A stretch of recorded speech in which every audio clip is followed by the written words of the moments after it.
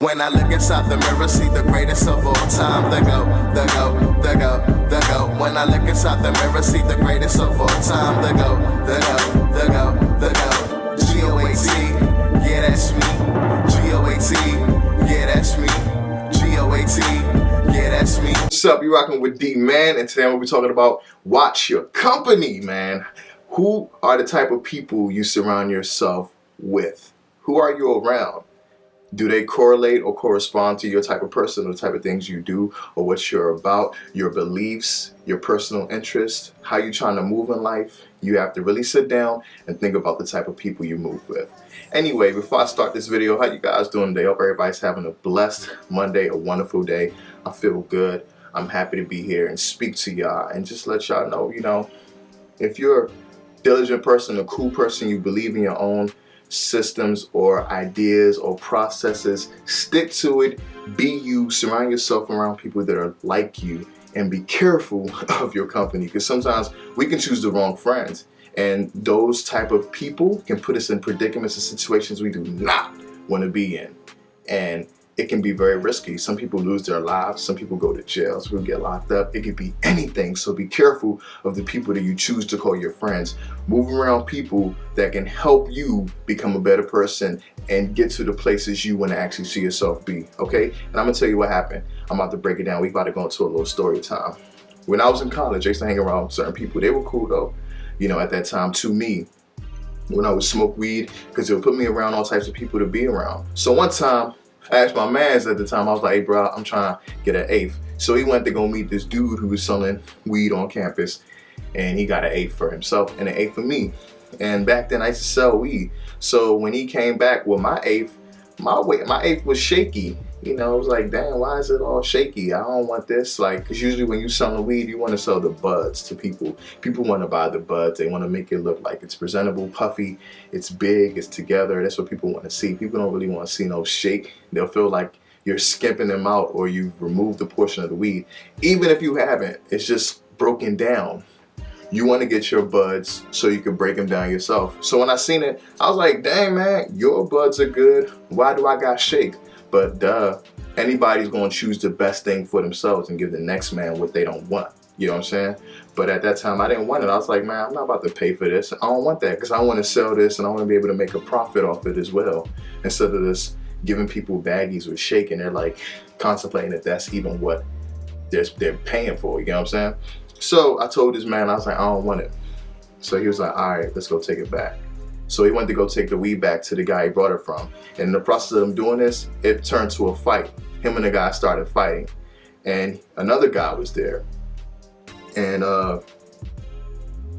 I was trying to stop that guy from jumping into the fight with my mans who went to go get the weed or try to exchange it back for the money. So they were going back and forth, and I was like blocking the dude from trying to intervene. Because if he would have intervened, I would have to jump in, because I'm not about to let them jump my mans. But if you're about to fight somebody, I'm gonna let you fight fair and square, one-on-one, do your thing. So anyway, this thing escalated. It got crazy. I think back then we used to carry knives on us, I don't know, but we used to carry knives on us, and we ended up taking our knives and chasing these dudes. And they were running, they were scared, they ran away from us. We were chasing them, they were surprised. And we were just cursing them out like, y'all some suckers, y'all some gumps, y'all scared. We were trying to really mess them up. And imagine if we would have caught them and actually stabbed one of them. We could have probably went to jail, ruined our lives. I probably wouldn't even be here talking to you if we would have hurt one of them dudes off an eighth of weed. Not thinking I'm in college and I'm worried about trying to be a drug dealer, sell weed. I'm not even doing nothing serious, you get what I'm saying? But my company, the people I was around, they weren't really cool. They were cool, but they weren't my type of people. Now as I think about it, it wasn't right for me. So at that stage, that wasn't a right decision. So anyway, them dudes they ran, they got out of there. So we all went back to my man's spot. Dude, I was swollen. It was like, damn bro, or his lip was swollen, whatever the case was. And the next thing you know, we leave and we walk around. So when we come back to the apartment complex where he stayed or whatever, we seen a whole crowd of dudes out there. This had to be over 15 or 20 guys waiting out there. They had sticks, knives, planks. They were just out there banging on my homeboy door, like bam, bam, bam, bam, bam. Like, where these dudes at who chase our mans with a knife? We about to mess them up. So we got word before we got back to that environment that, hey yo, there's about 20 dudes out by your man's spot trying to hurt all y'all. And it was just me and 2 other people. So it was just 3 of us against 20 with knives, sticks. We would have got messed up. They probably would have killed it. They could have done anything to us over weed and chasing somebody, because he had a whole lot of connections, obviously, and people knew him because he was the plug, so they were going to, help him out. But I just feel like if I had better company, or if I wasn't around those type of people, that situation would never escalated like that, or that would have never happened. It would have never occurred, because I wouldn't have surrounded myself with those type of people. So you got to watch your company and be careful. And if you're around people that really bang with you for who you are and like you for you, they're going to always advise you and push you to go beyond your limits, to succeed or acquire more for yourself. So make sure you're around people that challenge you and bring out the best in you. If you're not around people like that, then you're wasting your time. You understand what I mean? Watch your company. I used to hang out with another cat. We were so cool at the time. I thought everything was Gucci, everything was gravy. And one of my old coworkers was like, hey yo, this dude stole from me. He stole from me, and I see you be around him all the time, so you gotta be careful, because if he can steal from me, guess what? He can steal from you too. And in the back of my head, that was enough.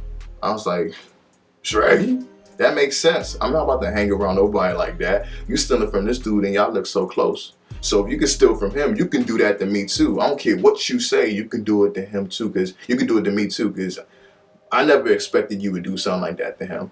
So just being smart and calculating and knowing the type of people you surround yourself can actually help you. Sometimes you could be in the wrong place at the wrong time, or you could be around people who are doing certain things you might not know about, but you're just taking them on face value. Make sure you know your company, you know the type of friends you have. For instance, you might be around somebody, you think this person cool, they probably just finished committing a robbery or a crime. They call you like, hey, yo, I need you to come get me, or do this, pick me up, do whatever. You go get this person. And what happened if in the process of you picking up this person, they just finished doing something crazy?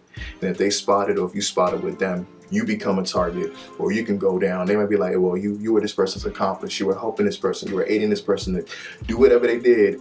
And you were with them in this time of this crime being committed. And we're going to hold you to. Just watch your company. Some people end up going out with friends and they don't make it back home. So make sure you're around people that will keep you safe, have your best interests at heart, you can grow with. If they're going to bring you back, take you back, slow you down, get them.